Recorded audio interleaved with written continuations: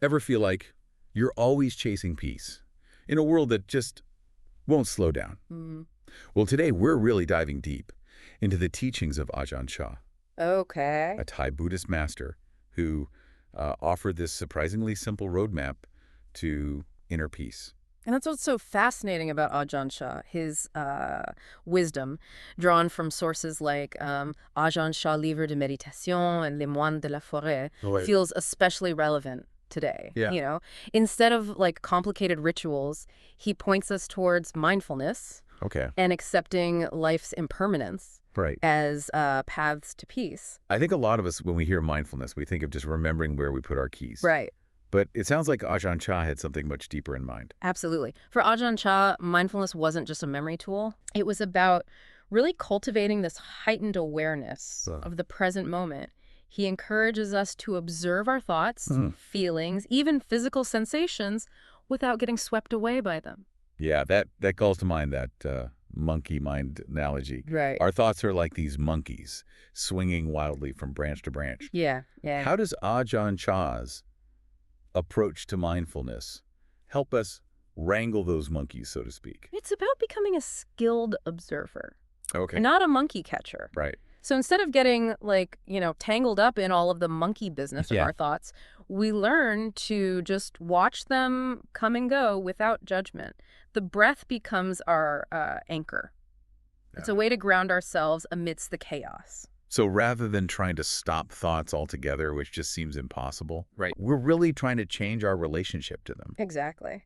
Now, Ajahn Chah also spoke about embracing life's impermanence. Mm-hmm. And that can feel a little daunting at first glance, Right. maybe even a bit depressing. Yeah. How did he approach this concept? So he had this incredible knack for using these really vivid images to make these really complex ideas very accessible. Okay. And one that really stands out is the dam. Imagine building a dam, but without a spillway. Okay. Eventually, the pressure's going to break it. Right. And clinging to that idea that, things should stay the same. Yeah. That's like building that dam. Mm-hmm. Embracing impermanence, Yep. accepting the ever-changing nature of life. Yeah. That's our spillway. That's such a powerful visual. Yep. It reminds me of another analogy he used, the flowing river. Right. You can't step in the same river twice. Exactly. And he contrasts this with this image of a broken glass. Okay. Right. So we suffer when we have this idea of the glass as it was before it was shattered. Right.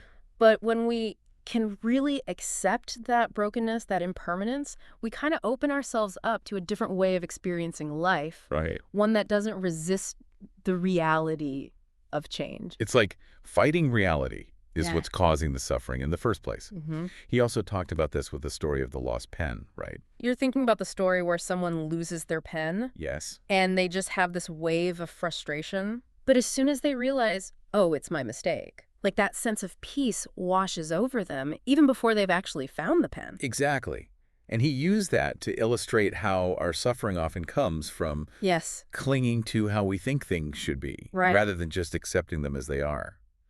But if we can really grasp these concepts of mindfulness and impermanence, does that mean we'll be, as they say, perpetually blissed out? Well, if only it were that simple. Right. Ajahn Chah doesn't offer a path to a life devoid of challenges. Right. What he provides is a framework for navigating those challenges with greater awareness and grace. Right.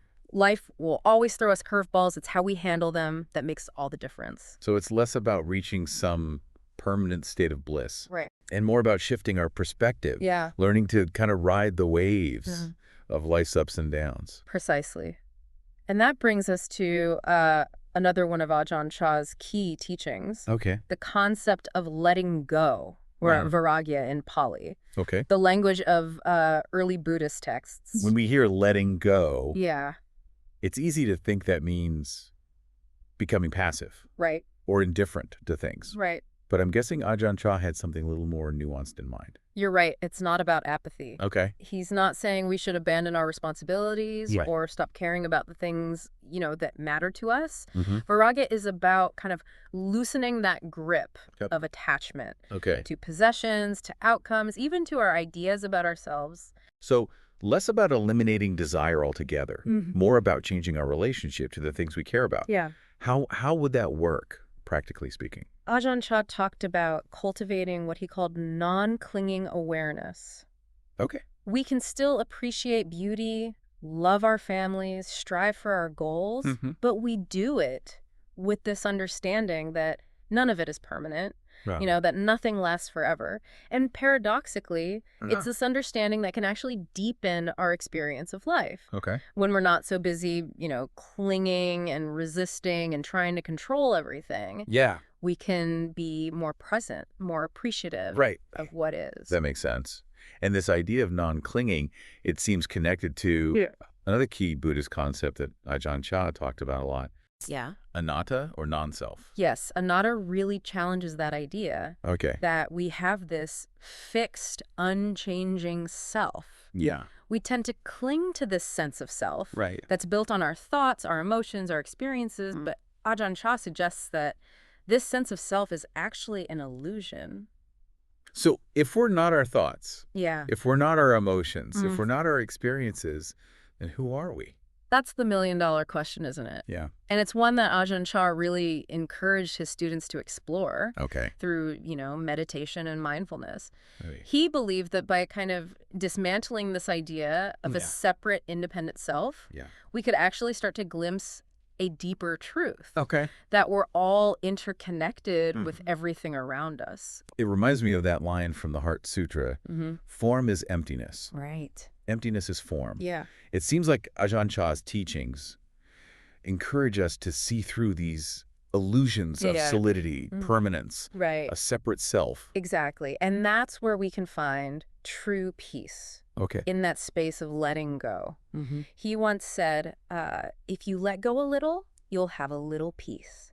If you let go a lot, you will have a lot of peace. Wow. And if you let go completely, you will know complete peace and freedom. Powerful. Simple words. Yeah. Incredibly profound. We often think of peace as something external, something we need to go out and get. Yeah. But it sounds like Ajahn Chah is saying that it comes from within. Absolutely. From letting go of these attachments, we have embracing the ever-changing nature of reality. It's about cultivating a different way of being in the world. It's a lot to take in. It is. For someone listening who wants to explore Ajahn Chah's teachings further. Where do they even begin? Yeah, it really does feel like we're trying to map out like an entire ocean or something. There's just so much to explore here. Where would Ajahn Chah tell us to start? Well, he was a real believer in simplicity. Okay. And he often said, just start with the breath. Okay. Just pay attention to that simple rising and falling. Right. Noticing it without judgment. And then when your mind inevitably wanders, especially at first, you just gently guide it back to the breath. So it's more about like training our attention. Right. Exactly. Building that muscle for awareness. Yeah. Not necessarily forcing ourselves into some, perfect state of focus right from the get-go. Exactly. And just like with any kind of training, some days it's going to feel easier. Right. Maybe even kind of joyful. And then other days it's going to feel like a real struggle. Right. But the key, Ajahn Chah would say, is to kind of approach the practice with kindness. Okay. And curiosity. So we're meeting ourselves where we are. Yeah. Not beating ourselves up. Because we're not at peak enlightenment 24/7. Yeah, that's right. I mean, Ajahn Chah was very clear that life is full of both joy and sorrow, pleasure and pain. His teachings weren't about escaping that. Right. The messy realities of being human. Right. They're about really transforming our relationship to those experiences.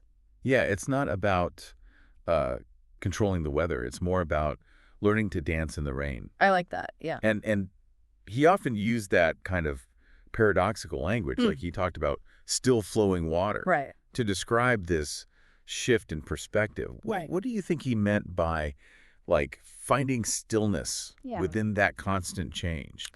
Well, I think he was pointing to this kind of inner peace that exists beyond how we normally think of stillness, like as in the absence of movement. It's more like the eye of a hurricane, Wow. That place of calm right there in the center of the storm. Right.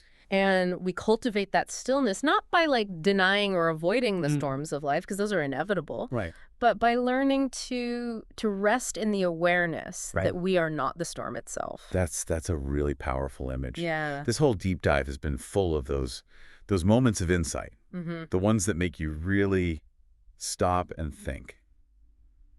As we wrap up here, is there one final thought you want to leave our listeners with? I think for me, what really sticks with me is his emphasis on practice. Okay. Like this cultivating inner peace, it's not some destination that we're trying to arrive at. Right. It's this ongoing process of awareness, of acceptance, of letting go. Right. And the tools for that practice, for cultivating that peace within, they're always available to us in every breath. Wow. In every moment. That's a beautiful reminder and a perfect note to end on. So to everyone listening, we'll leave you with Ajahn Chah's invitation.